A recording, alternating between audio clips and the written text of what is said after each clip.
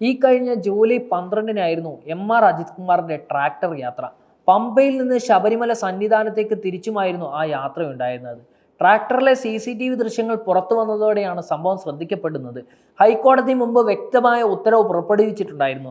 സന്നിധാനത്തേക്ക് സാധനങ്ങൾ മാത്രമേ കയറ്റാൻ പാടുള്ളൂ, ആളുകളെ ഒരാത്മാവിനും കയറ്റരുത്. എന്നാൽ അജിത് കുമാർ ട്രാക്ടറിൽ കയറിയതും മനുഷ്യരുടെ സുരക്ഷയും വിശ്വാസങ്ങളുടെ സുരക്ഷയും എത്രത്തോളം പ്രാധാന്യമാണെന്ന് ചോദിപ്പിക്കുന്ന നിലപാടുകളിലേക്ക് ചർച്ചകൾ വഴിതെളിച്ചിരിക്കുകയാണ്. ഇപ്പോൾ CCTV ദൃശ്യങ്ങൾ മേലുദ്യോഗസ്ഥർ M.R. ജോസിന്റെ കൈകളിലേക്ക് എത്തുകയും കോടതിയെ വിവരം അറിയിക്കുകയും ചെയ്തിട്ടുണ്ടായിരുന്നു.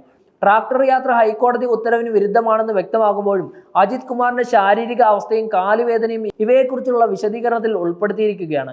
വിശ്വാസപ്രധാനമായ സ്ഥലങ്ങളിൽ നിയമം പാലിക്കേണ്ടതിന്റെ ആവശ്യകതയും സമൂഹത്തിന്റെ പ്രത്യാഘാതങ്ങളും തെളിഞ്ഞിരിക്കുകയാണ്.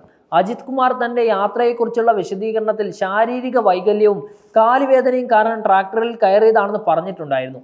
പൊതുസുരക്ഷയും നിയമപരമായ നിയന്ത്രണങ്ങളും പാലിക്കേണ്ടിയിരുന്നുവെങ്കിലും ആരോഗ്യ പ്രശ്നങ്ങൾക്ക് മൂലം ആളുകൾക്കൊപ്പം സഞ്ചരിച്ചത് അനിവാര്യമായിരുന്നു എന്ന് വിശദീകരിക്കുകയായിരുന്നു.